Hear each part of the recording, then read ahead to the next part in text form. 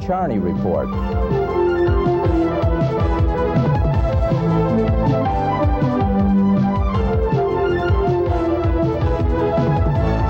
And now, here is your host, Leon Charney. Welcome to the Leon Charney Report, and it's a very important show today. We have with us the Israeli Consul General to New York, and I think he goes to Puerto Rico and the Caribbean. He's going to check that.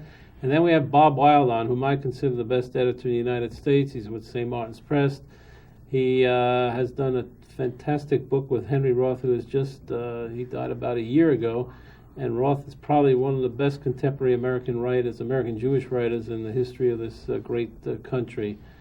Now, Shmuel, Paula Jones was vindicated in a civil action, and I believe this is going to affect the American policy towards towards Israel.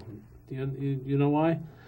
Because the president will have more time to attempt to see what's going on in the Middle East and see what's happening. But we're going to give you a pass on that one. We're not going to bother you with that today.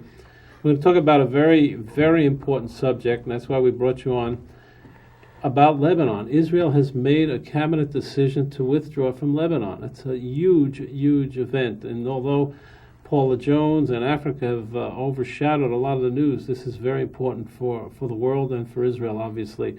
There were two plans, as I remember. One was submitted by Yitzhak Mordechai, who's the defense minister, and the other one was with that burly guy named Arik Sharon, who used to be the defense minister, and he in 1982 went into Lebanon, and it's a great dispute amongst the historians whether he was in concert with Menachem Begin at that time in the way he went through Lebanon and where he went. We won't bother you with that too.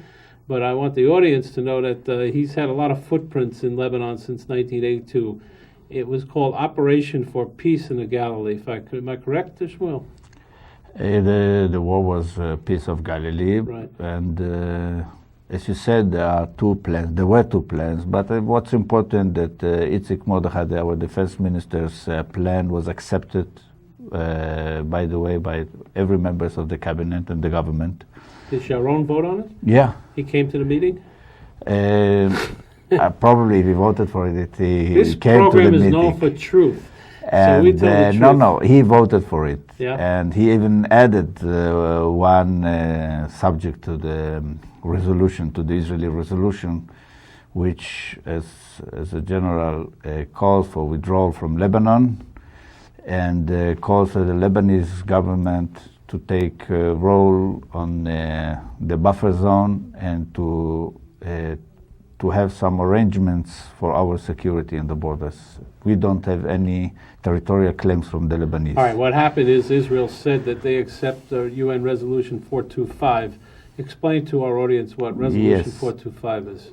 Resolution 425, it's a resolution that was accepted by Security Council of the United Nations a long time ago. It has two parts, includes two parts. The first part, the resolution calls for the complete withdrawal of Israel forces from Lebanon. The second part, which was more complicated, calls for the restoration of the international peace and security and the re-establishment of the Lebanese government in that area.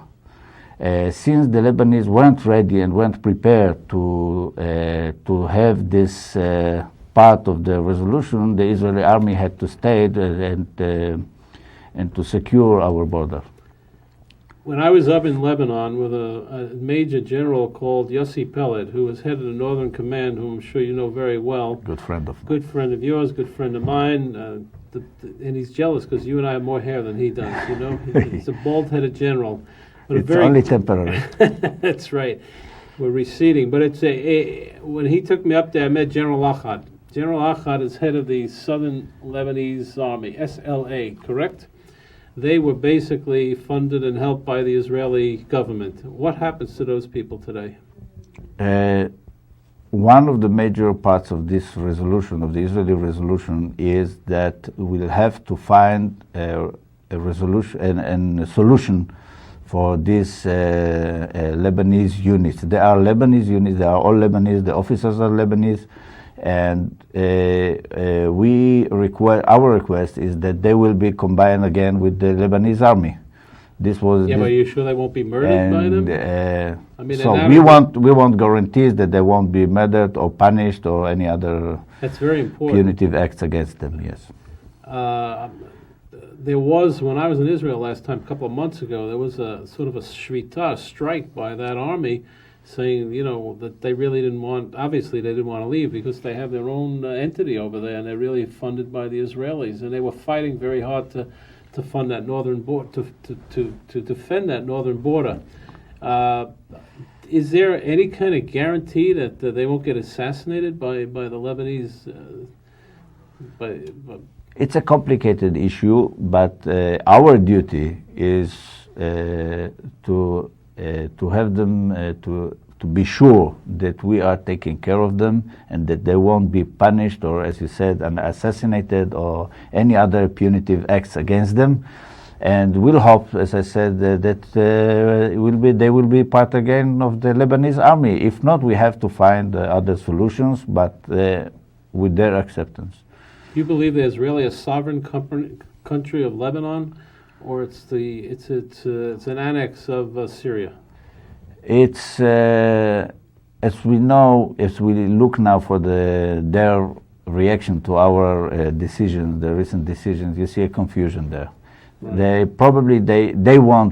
They would accept if they were completely independent. They probably accept it with both hands, since they are ruled and controlled by the Syrians, who wants to use this buffer zone as a bargaining chip for the negotiation on the Golan Heights. Therefore, the whole confusion, and therefore they do not accept it. So, are you dealing indirectly now with the Syrians on this problem? We are saying that there is no connection between Lebanon and Syria according to this process. We are ready to deal with the Syrians on peace treaty, on peace process, and we are ready to deal with the Lebanese about our territorial or any other issues that we have, and including the withdrawal from southern Lebanon. The man sitting in this seat about 3 years ago was a man by the name of Uri Lubrani, who is basically in charge of Lebanese diplomacy. Let's call it diplomacy. He's supposed to work out a deal with Lebanon, part of the peace process, right? Yeah. What is his position now? What does he do? Does anything change? I don't think something changes from 3 years ago. I think everyone is consulting him right now. Uri? And as I said, it's a complicated issue. And we're trying, but I think it's something is very important to show that we are not aggressive. We want to stay in our borders, to protect our citizens, our villages, our cities. We don't have any territorial claims, and we don't have any other claims except our peace and security. All right, but we're practical people here. You were in Lebanon for a long time. What impelled this decision? How come? Was it so many casualties up in the north? What happened? It's so many casualties. You're right, many casualties, and people awareness, and it's a debate in Israel right now what's going on in Lebanon. And we made a long way since 1983. So maybe now, and we have to take into consideration one important issue. The Lebanese army now proved its ability to take role in difficult parts of Lebanon.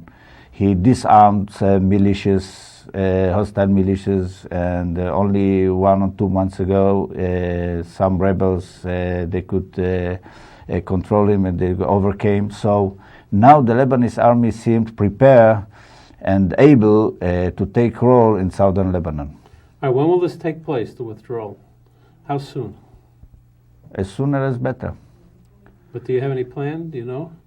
Kofi Annan, who was in Israel a couple of days ago, weeks ago, said that it's complicated to effectuate this. Is it true, or you can really do it quickly? It's complicated, as we said. We still don't know if the Lebanese government takes independent role and independent decision about this. And maybe we'll need more international forces to secure the Lebanese, the borders. Maybe we need European interference in this. So it's a complicated issue, but as I said, as sooner is better. Any word on the MIAs, the Israeli MIAs who were captured by the Hezbollah? Baumel, Ran Arad. Is there any tie-in to those poor guys? Well, you don't know. Nothing that I can speak on TV about. Well, if we get off TV, can you tell me about it? I worked, by the way, as an attorney for Mrs. Arad and for Mr. Baumel, who's probably it's about 12, 15 years already. Yes, unfortunately. But is there any hope there, or you can't talk? There's always hope, and our forces are doing their best to set free Ron Arad. We believe he is alive. Really? Of course, we believe, and let's hope that maybe sooner we can find him. I'll tell you an anecdote of history. I was sitting with Yitzhak Rabin, who was the defense minister of Israel at the time that Arad was captured. And I was having dinner with him. It was on a Friday night. I'll never forget that. And he went pale because he felt for the boys all the time. And everything just smashed out, obviously. And he just wanted to get Ron Arad out. And the thought at that period was that he would be able to get out much quicker than he has today. Is there anything we have to know more about the Mordechai plan? Or is it just following Resolution 425? No, it's as general. I think I described it. The whole principle of his plan is to reach some sort of an agreement with the Lebanese government about keeping the peace and the international security in that border. That we won't regret after a month or two and having violent actions crossing our borders to our villages. Was the cabinet vote unanimous? Yes, unanimous. But that includes everybody, and that refers, I guess, to Arik Sharon. And also to the Third Way, the Golani. It's an achievement. It means the country is behind it. It's very important. Yes, I think it's a concept. Because the northern towns always were worried about it. The defense Some problems. people are worried about, even in the northern border, because they have a very, very bitter experience with what's going on with this border. With those rockets flew from over the borders to Nahariya, to Kiryat Shmone, those cities and villages, penetrations of terrorists. You remember to Avivim, and where 40 kids were killed, and more, so many violent activities. So they are worried, and therefore we have to insist on our security. Right. Shmuel, thanks for coming on and briefing us. Always glad to be with you. Have a great Passover. Thank you. And kasher. Very kosher, and if you're an Easter bunny, have a good Easter. We wish everybody best. We'll be back in 1 minute with Bob Weil, the United States best editor. He'd be very modest about it, and he would deny it, but that's the fun of the show. In any case, he has a terrific book out on Henry Roth, so stand by, and we'll be back in a minute. We're back. We're talking with Bob Weil, who is one of the senior editors at St. Martin's Press, and has a bunch of famous authors that he has been the editor for. Amongst them, by the way, Jerry Spence, who you see on television a lot with his buckskin jacket. Does he ever change his clothes, Bob? He has several buckskin I'm sure he does. In any case, Bob has come out with a phenomenal book on Henry Roth, who is one of the premier American authors, Jewish American authors in this century, and we're going to talk a lot about it. But let's talk a minute about the publishing business, and let's talk about the First Amendment. Paula Jones, you heard of Paula Jones, obviously, but you wouldn't print anything on it because you're too high class. But in any case, what is your gut reaction as an editor of books about a man called Kenneth Starr subpoenaing records from bookstores?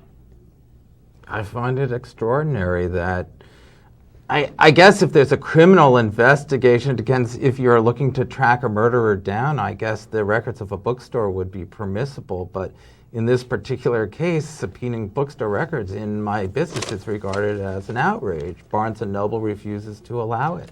Well, interesting enough, there's a small bookstore in Washington that didn't have the money to fight the subpoena. Kramer.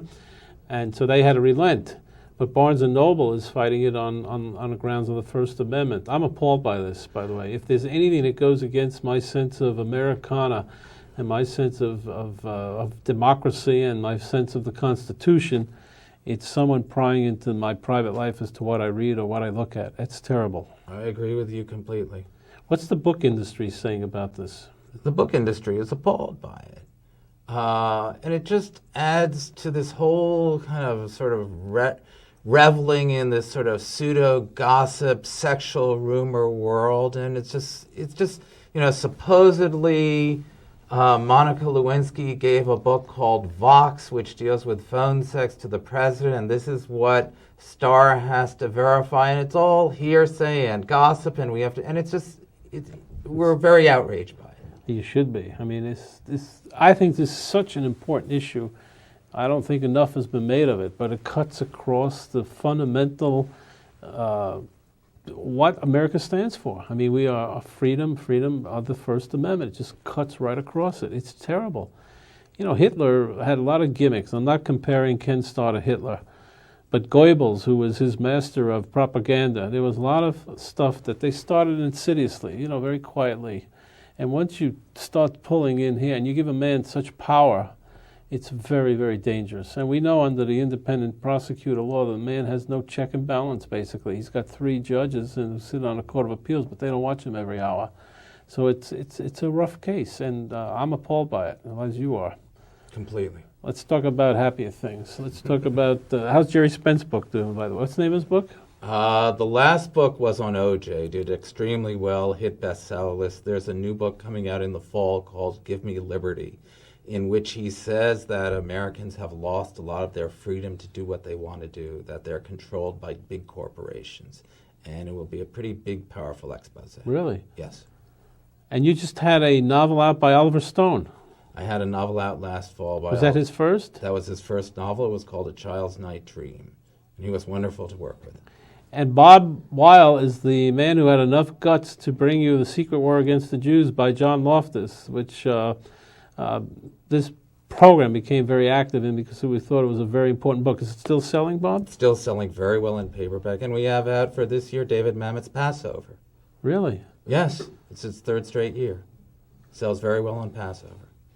By the way, Bertelsmann just took over Random House, which means that there's a contrition of publishing houses in the United States, and Bertelsmann is a German company. So they own most of the major publishing in America today. Am I correct or incorrect? Well, there's a huge Bantam, they own Bantam? Bertelsmann owns Bantam, of the big ones, Bantam, Doubleday, Dell, Delacorte. That's what Bertelsmann previously owned. With this new acquisition of Random House, they own Random House, Knopf, Times Books, Vintage, Crown, Harmony, Ballantine. I could go on. Wow. It's a huge conglomeration now of, I'd say, as many as 20, 22 imprints under one corporate ownership. Why is that happening? I think it's happening in any business. I'm not the great pundit who can tell you why. No, but why are the Germans so strong? And you're owned by a German company, too. We are owned by a very fine German company. Yeah. So 2 German companies own a lot of publishing in this country. I don't know quite the figures, but I would say German companies might own close to 50% of major trade publishing in America. Well, that's my question. Why German publishing houses? How did they get so powerful? Well, other people could have bought Random House. It wasn't as if it was only the Germans who, I think they recognize the future in trade publishing, which a lot of Americans weren't aware of, or other companies. My company was always owned by the English, and the English sold it to the Germans 2 years ago. How strong is Rupert Murdoch today in publishing? I think Rupert Murdoch's influence in trade book publishing is waning. My hunch, and we don't speak personally, is I think in the next few years, he would like to get out of major book publishing in the same way that Cy Newhouse just divested himself. That is only a guess. Is Newhouse in any publishing and trade publishing? I don't know his holdings specifically, but to the best of my knowledge, Random House Inc., Advanced Communications I think he's out of trade book publishing. He remains very, very powerful in magazine publishing. So who is the largest American publisher today? In trade publishing. In trade publishing, meaning books that go to the bookstore that are sold, the hardcovers and the trade paperbacks. Right. I would say with the conglomerate, it's Random House and Bertelsmann. It's that merger would make them the largest. I think only second would be probably Simon & Schuster. And they are American-owned, Simon & Schuster? Yes, but they are for sale, or at least it's widely talked about in the press. Everybody's selling, huh? Everybody's selling. You can buy a publishing house. We might, but we got to wait till the show's over. Is it expensive? You need about $1 billion. All right, we'll call our friends. We got to cut for a break. I'll raise some money to buy a publishing house. Then we'll come back and talk about Henry Roth and Requiem for Harlem, which is the latest book that's been printed by St. Martin's. There are 4 books by Henry Roth. It's a fascinating story. We'll come right back.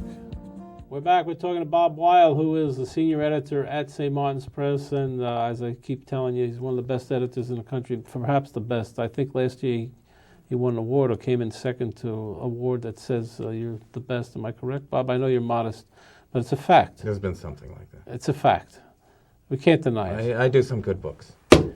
Henry Roth. How did you fall in love with Henry Roth, and why did you fall in love with Henry Roth?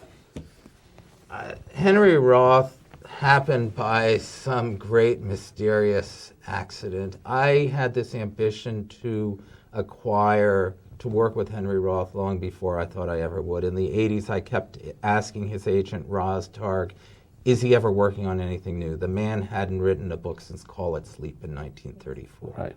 She said, yes, he is. He's living in this trailer in Albuquerque, a one-room trailer. And I said, I'd love to see it. And she said, you can't. It's going to another publishing. Who knows if it'll ever get sold? I don't have permission. And I would ask year after year. I said, I'll fly down to Albuquerque. I'll knock on the trailer. And here was this man in secret who is considered the greatest Jewish American novelist who would never write again. And then I asked one day, and she said, yes, I can send it to you. And it was the start of a relationship which, even though he passed away at the end of 1995, continues to this day, and I'm still editing his words. It's been 5,000 pages. And this is the last of this Mercy of a Rude Stream volume, Requiem for Harlem. It's a big, you've written at the end, you've written about 10, 12 pages on this, haven't you, yourself? Yes, I've written in editors afterward. Is that common in the book trade? It is not common, but if a work is posthumous and there's something to say, it certainly has been done. All right. In 1934, he wrote his first book. At 28. And the name of it was? Call It Sleep. Call It Sleep. An acclaimed bestseller? No, it's just the opposite. It actually went through 2 printings. It sold under 3,000 copies, was hailed as a masterpiece. No one bought it, and it was forgotten. His second book was signed up by the greatest editor of them all in the 20th century, Maxwell Perkins, and he burned virtually the entire manuscript and disappeared at the end of the 30s. Why? That's the subject of 4 volumes. Okay, we want people to buy the books. He would have told you originally that he was a communist and he couldn't deal with the dislocation of communism, and he had to flee, and the problems with being a Jew in America and the problems of living up to the expectations of this first great novel. I would tell you, I think it had to do with the fact that he was such an honest man and he couldn't go on telling the story of his life through his fiction because of great secrets in his life. Such as sexual secrets. He felt he was so loathsome that the secrets he held had to be held so closely that it fractured his mind, that in some ways he had a breakdown. Would that tie into Jewish guilt? I think everything ties into Jewish guilt. It's like soup. But I don't think it was necessarily Jewish specific. Was he married, Henry Roth? Oh, yes. He married Muriel Parker in 1938 or 1939. He met her at a writer's colony. Jewish woman? No, she was not Jewish. She never converted. I believe the family was Mayflower. She was disinherited when she married him. Her family was the most sort of highly pedigreed Chicago family, and it wasn't until Call It Sleep became a bestseller in 1964 did her family accept her again. So Call It Sleep was written in 34, and in 64 it became a bestseller? Correct. It was page 1 of the New York Times. Irving Howe wrote the most magnificent review of it. How'd they find it again? It was reprinted? sold by this agent, Roz Targ, originally in 1960. She got involved. And then a very young publisher named Peter Mayer heard about it and decided to publish it in mass market in 1964 in Avon. And that's when the New York Times reviewed it for the second time. And it was such a superb review and such excitement that it became a multi-million copy seller in paperback. It's a wonderful, difficult book, but it's about childhood in the Lower East Side. He was an expert on New York and Jews, wasn't he? He knew You told me in a conversation off camera that he predicted in 1920 Monica Lewinsky of the 1990s. Although that has nothing to do with New York. We don't ask specifically. We're talking about the culture that brought about these types of people. Am I correct? You're absolutely. In Requiem for Harlem and in the previous book, From Bondage, which is in paperback, he would write of people in his family, cousins, especially cousin's sister. There's a character named Stella who's already falling out of her conventional Judaism. She's losing her way. She's falling into the Roaring 20. She's dancing the twist, or she's dancing 20s dances. She's having sex at 14, at 16, and all of a sudden her knowledge of Judaism and the Judaism which held the family together is fracturing as she is assimilating into American culture. And Henry was warning about what this would do in the 1920s. Did you have any personal discussions with Henry when you went out to New Mexico? And I know you went to see him. It was a time when we were trying to get Henry to come on the show. He was a very old man, and we weren't able to get out there. We were planning to go out there to film him in person, but unfortunately he died. Did you discuss his Judaism with him at any time? You could not be with Henry without discussing Judaism. He was passionately concerned about Judaism. And was he religious, or was he secular about it? Did he have any He was passionate about Judaism. He was not formally religious in that he went to a friend's house on Friday nights for Shabbos dinners. That much he did, and he read a great many things, but was he religious in the formal sense of the word? No. No. And would he ever go to a synagogue? You doubt it. Occasionally he went to a synagogue if it was for an event or with a friend, but this is not a man who went to synagogue, although he was obsessed with writing a story about the Marrano Jews in the 1960s. He had a huge, devotion to what Israel meant.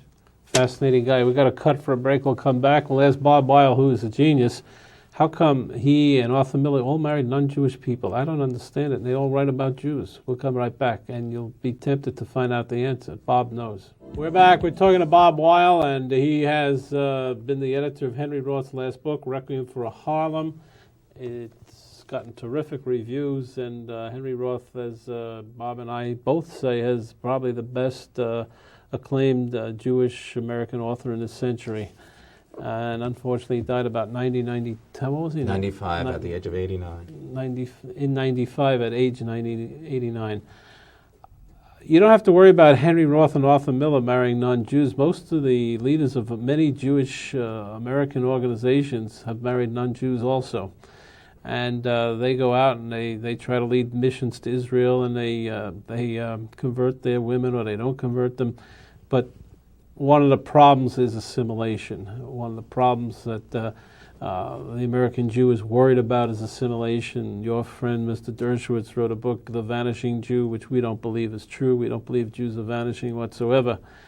In fact, I had a call from Wolf Blitzer tonight, who is in Senegal with President Clinton, and he was booking Bob Bennett, and he wanted to bring Dershowitz on his show, because Dershowitz said that Bennett would never win the case or something to that effect, Mm. I'm not sure that Alan said that Bob Bennett would not win or win. It's not important. It's irrelevant. We know that Dershowitz is an excellent lawyer. We know that Bob Bennett is an excellent lawyer. My real point is that Dershowitz, who comes from a very Orthodox background, was very upset when his son married a non-Jewish woman. And the conflicts of what he went through are really interesting. And I think that a writer can bring out those conflicts dramatically. Now, most of the loves in Henry Roth's life were non-Jewish. Am I correct? All of his loves were, as far as I'm aware, his real loves were non-Jewish. And so how do you explain, Well, it's very can interesting. you? I don't know. In this book, the character Ira has incest with a cousin, and in a previous book with a sister, Oh. and who both were Jewish. But all of his loves, his adult loves, were his first love, Edith, who's this great professor of literature who inspires him, is a truly wonderful female character, and she's not Jewish. And the people who, the females who come alive as realized adult figures are not Jewish. Tell me personally, do you think assimilation is a problem in this country? I wouldn't call it a problem. It is the biggest issue, I think, that is confronting modern American Judaism. It is what is troubling.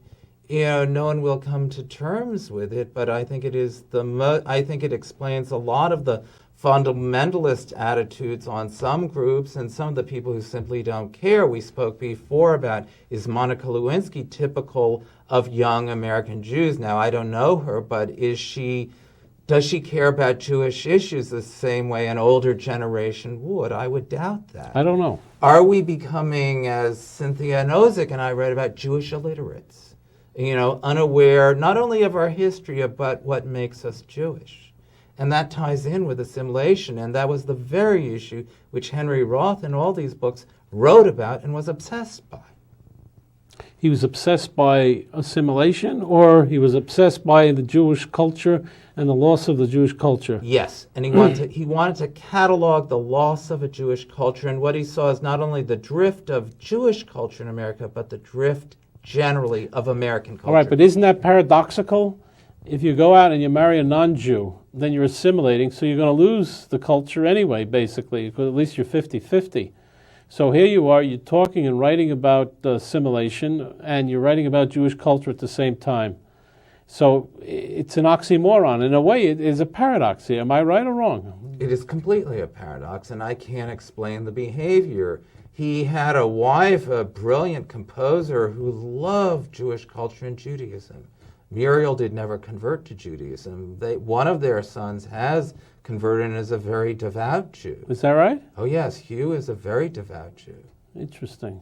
But you could not be around Henry Roth without being fully aware of the meaning of Jewish culture. No, but to you us. said something very important. You is the son of Muriel, who is not Jewish, and Henry Roth, who was Jewish. And now you have the offspring is a devout Jew. One of the sons is. Which meant that the power, in both cases, someone overpowers the other one. You can't have everybody doing Christmas trees and mezuzahs at the same time. It's very interesting. So Henry Roth must have had some kind of powerful influence on his son in order for him to get to that point. Maybe direct or indirect. I don't know. Well, I don't want to speak about the son. It's not my place. But Right. the relationship between the son and father was extremely close. Really? What does Yes. his son do? I don't want to speak about the son on the show. He's a very devoted son. Is he a writer? No. Oh, okay. That's what interests me is the cultural and sociological background. Now, where were Henry Roth's parents from? Eastern Europe? They were from the Austro-Hungarian Empire to Simitz. It's like near the eastern border. And they followed a very traditional early 20th century pattern. Henry was not born here. He Really? came over in I was gonna ask you that. 1909 at the age of 2.5, 3, through Ellis Island. And the Call It Sleep is set on the Lower East Side. All these books of Mercy of a Rude Stream, this last one being here, are set in Jewish Harlem. They open up in 1914 with the family going to Harlem, and they close with Ira leaving for good to become a senior in college, to move into his professor's house, who will inspire him to write Call It Sleep. The WASP Goya professor inspiring him to write the greatest Jewish masterpiece. You figure that one out. It's too heavy. I got to read the book. I mean, that's obvious. Henry spoke Yiddish, I assume, right? Henry was a genius who could, yes, he did speak Yiddish, but he could cite Dante to me in the Italian. He could do Baudelaire and Rimbaud in French. He could do all of Shakespeare. The man was such Also, he was brilliant in math. He tutored math, while he didn't make a living, raked blueberries, etc., but he tutored math. Where did he study, Bob? He got his degree in 1928 from CCNY. He turned down Cornell. His father wouldn't help him with a scholarship. Well, CCNY at that time was a great school. He was a horrible student. Really? He just, he had this inspiration from this great character, Edith, in real life, Ida Lou Walton. And he, it's just, the only thing he could do is write. The poor guy, the only thing he could do is write. And she kept him in her house, and he came out with this book at 28, which was forgotten. This is great hope to writers. You may not be recognized right away. Life is difficult. I once asked him, was your life ever easy? He said, oh my God, it was so hard. And it's just, he was just, did he expect critics to love these new books when it came out? No, he said, they'll discover them later on, I know. The Jewish community, do they react to Henry Roth at all, in general? On a huge popular level, not yet. That's one of the hopes I think people will come to realize what a prophet this man is. Is he Seinfeld? No. Do we have a culture which, really responds as much to great literature as it did 60 years ago? I'm worried about that, but that's part of the theme of the book. How many books have you printed? Of this new, we Harlem. printed originally of Harlem 8,500 in hardcover, and we've just gone back to press based on strong sales of another 1,500. We have 10,000. 10,000 for in a great print. for a great author. I would never make up a number. 10,000 exactly. And Colin Powell came out with what, 500,000 books? 800,000. 800,000 books, and this is great literature. It's great literature. And 10,000, and that's good, by the way, 10,000, isn't it? For a serious writer in America today, that's not an embarrassing number. The New York Times op-ed page said mid-list 25 to 100,000. The guy didn't know what he was talking about. We have to get people to read great literature. By the way, we're going to cut for a break, but Bob Weil also is the editor of E.M. Thomas, was his name, whose Solzhenitsyn book, a huge book which had the front page cover of the New York Times book review about 5 or 6 weeks ago. This is the man who really produces literature in the United States, not only Jewish literature, but real literature. Remember the name, Bob Weil, and we'll be right back. We're back. We're speaking with Bob Weil, the senior editor at St. Martin's Press, who has given us the last book of Henry Roth, who we have agreed is a genius and probably maybe the best American Jewish writer of this century. I'm sure there are other people that will become very upset about that, like Arthur Miller and Saul Bellow, but they rank up there. And we're also talking about the publishing business. What people fail to realize. We run through these hectic days and lives that without publishing, there's no life. I mean, publishing gives you most everything that is it's as necessary as food. Am I correct, Bob? I think so. What else is there? I mean, why are you doing this show? You can go into a studio and you can say, I can change people. I can improve the culture by doing this show. I feel I can do it. I have this responsibility to get up in the morning and somehow improve this city, this culture through the books that I do. And you're doing it. We try. So what is the theme in all the 4 books of Henry Roth? You just told me now, and I want to pass that on to the audience. The title of all 4 of the books is called Mercy of a Rude Stream. Right. And at first I said, gosh, this is a weird title. What does it mean? That's right. And I've spent 5 years working on this book, and I could not think of a more profound, better, meaningful title. Henry was this rude stream. He showed you his life, warts and all, with all its perversities, all its pain, all its tragedies. And also, those are all of our perversities, all of our pain, all of our tragedies. He was one of us. And if he could convey mercy for himself, he could convey mercy for us, that we cannot relinquish hope, that there is hope for us, there is hope for the modern American Jew, that there is a great spirituality, there is a hope for all people in this country, because Henry he did not just want to limit it to one culture. And so ultimately, when we think of all the slime we hear on the news and the tabloids and the news whatever, is there still mercy that can be found? And that's the theme that Henry was groping for. It's interesting. Last week we interviewed Norman Rosenbaum, And I said to Norman Rosenbaum, that his brother was killed, Yankel Rosenbaum, in Crown Heights, and Lemerick Nelson was sentenced to 19 and a half years. And I said, I saw your mother on television, and basically I saw Jewish mercy in your mother's face. Here she was seeing the man who murdered or allegedly murdered her son being put away for 19 and a half years. There was no vengeance. It's something that I consider, it's like Jewish mercy, and that's what you awakened me to at this moment. It's just that same feeling. It's why some people loathe the death penalty. The death penalty, they feel, does not belong in our culture. Well, your author, Mario Como, you handled and both Jerry him Spence. and Jerry, both. It's just that I consider the death penalty obscene. It should not exist. I have a very close friend, Oscar Hujuelos, who won a Pulitzer Prize, who wrote a book called Mr. Ives' Christmas, about a man whose only wonderful son is gunned down on the streets of New York at 17. And what does Mr. Ives do in this novel? He befriends the murderer in prison and becomes his best friend.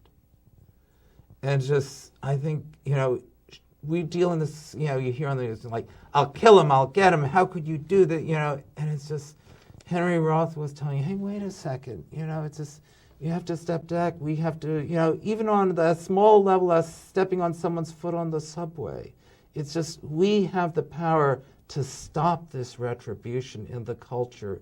It's just ugly. And that's what I get from these books. Explain culture. Can you define it? Culture is the behavior of the overall society as formed through its entertainment, its music, its literature, its society, what people talk about, its fashion, it's how people express themselves through their behavior. And I think many of the people I want to be closest to are those, as we approach the end of this great century, are trying to weed us away from this, I did this, you did this kind of retribution-like culture. And that's what I take as the more transcendent meaning of Requiem for Harlem and Mercy of a Rude Stream. And you're on another big item, by the way. Culture, to me, means that there's a social intercourse between people about ideas, about plays, about music, etc., etc. The computer is now coming on, and it seems to me that more people are isolated, or they communicate only through the websites. I mean, how is this change going to change? You talked about this century. Well, next century is obviously the technological age. What's going to happen then? But I have to challenge you on that one. I love using my computer. I love going onto websites, and I feel I can get across my ideas to other people by taking part in this huge democratic process. So you think it's called the positive? web. You think it's a positive, absolutely positive? I think the web, culturally positive? it mirrors our culture.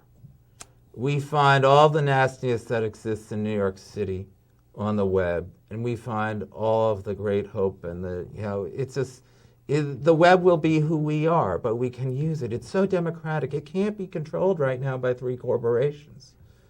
That's true. I mean, you have millions of different people on it. You have thousands of websites, and the individual person, sort of hearkening back to the 19th century, can create a crescendo of feeling and movement. So I think it's very positive. Well, it's both. It's both positive and Absolutely. negative. You could put anything on. You could put propaganda on a website. You think it's not on it? No, It's it all is. over I it. know Pornography, it is. propaganda. I'm talking about Nazism. I'm talking about other problems. It is there. Hatred, anti-Semitism. I mean, you can find anything on a website, and we can't fight it. It's positive because it's futuristic. It's part of the fact that we are a people, or people are constantly improving their lives with different ways, and you don't fight anything that brings you into the future. You just have to work with it and make sure that it doesn't destroy things as it goes along. The automobile was a great invention, but it polluted the earth. There's a negative to even the automobile. But I would tell you, whether with television or with websites, we have to realize we are responsible. We all must take responsibility for our actions. And I think television has been ceded to people who don't take responsibility for what they put in the air, that the ratings... Jerry Springers and... Yes, the ratings dictate what is news. Right. Is news what makes the highest ratings? No, it isn't. But when we allow ourselves totally be dictated by that, we've ceded our responsibility. And so it's just television, a lot of television is hugely irresponsible right now. We know. And the websites can go the same way, but we have to ultimately, in Mr. Ives' Christmas, a father grieving for his son says, I have to change the way people would normally behave. I have to teach this murderer how to act differently, who murdered my son. You have the words of wisdom from a Yale graduate, Robert Weil, who is the senior editor at St. Martin's. We're going to cut for a break, come back for our final section. I'm going to ask Bob whether Henry Roth ever talked to him about Israel, because Israel was founded in 1948. It's now going into its 50th anniversary. And if you were Jewish in 1934, you were certainly touched by the Holocaust in Israel. We'll come back and find out if Henry Roth had any words about Israel. We'll be right back. We're back speaking with Bob Weil, St. Martin's Press, Henry Roth's book, Requiem for Harlem. It's got phenomenal reviews, and it's literature, by the way, not just a page-turner, they say in the publishing trade. Page-turner means you can read it quickly on the beach when you go to West Hampton or Northampton or wherever you go. I remember speaking to a famous editor for Grosset Dunlop, that's an old firm, and he said, Leon, what we got to get is a page-turner. I said, well, what? I was naive then. What's a page-turner? He said, well, you got to be able to read it quickly, and it brings you a fast charge, and you get through it very quickly. There's actually the biggest page-turning sections in that book. Really? Oh, absolutely. Sex in a movie house, right? Yes. All right, Henry Roth lived through the Depression. Henry Roth lived through the Holocaust. Henry Roth lived through the founding of the State of Israel, and he was very Jewish, as we know. What were his thoughts? Henry Roth, I think, was reawakened to the concept, the meaning of Israel in 1967 with the Six-Day War. And throughout these books, in the modern voice, he is always talking. Somehow it triggered some latent synapse in his brain, and it made him such a passionate supporter of Israel that American literature could not find someone who would be. He was way up there in his support, and he wrote about it often in his books. Did he ever visit Israel, or you don't know? He did visit Israel. Really? Yes. Now, if you spoke with Henry, who would he tell you were his favorite authors? Do you know? Shakespeare, Dante, Blake, Byron. Not John Grisham. No, he didn't have time. He subscribed to the Forward in Albuquerque. He sometimes would go back to some great poetry books of the 20s and the 30s. He claimed he loathed James Joyce, and he rebelled his whole life against James Joyce, but I think he never could escape the net of James Joyce. I think he was T.S. Eliot, Auden. That was his world. It didn't really go past 1950. These were his heroes, and people he came to loathe, too. Was Roosevelt a factor in his life? Roosevelt was there for the period that he wrote about from 34 during the Depression till now, and Roosevelt never figured prominently in his life. His period is the 30s, but he wrote of a downtown bohemian Greenwich culture. He became a hobo in the 30s, but the New Deal and Roosevelt, that's not a big figure. How about the Holocaust? Did he ever write about that? Never specifically, because remember, he was writing about American Jews. He was writing about the course of American Jews. Now, there are characters.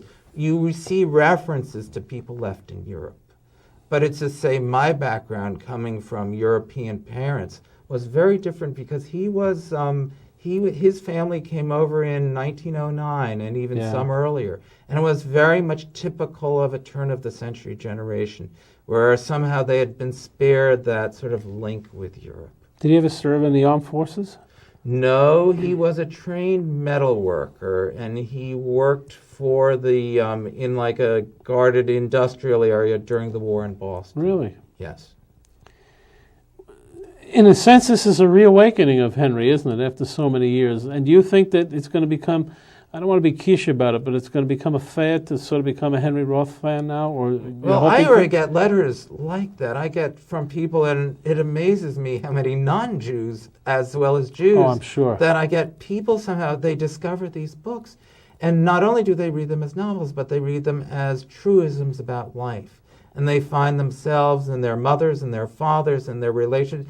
He's speaking once, his mother's begging him to go to high school graduation. He refuses. And then he pauses, the old man, he says, the grave is a barrier to all amends. He never went to his graduation. He deeply disappointed his mother. And he thinks, once someone is dead, you can't go back. The grave is a barrier to all amends. Thomas Wolfe, you can't go home anymore. Same thing. So it's about us. Bob, we're running out of time. Thank you very much. And the book is Henry Roth, Requiem for Harlem. There are 3 others beside that. I believe that this tape will have an eternity, because I think Henry Roth will become a very, very chic person to be involved with or to read about, and you'll be thankful to Bob Weil for alerting you to this promise of understanding what culture is and what Henry Roth stood for.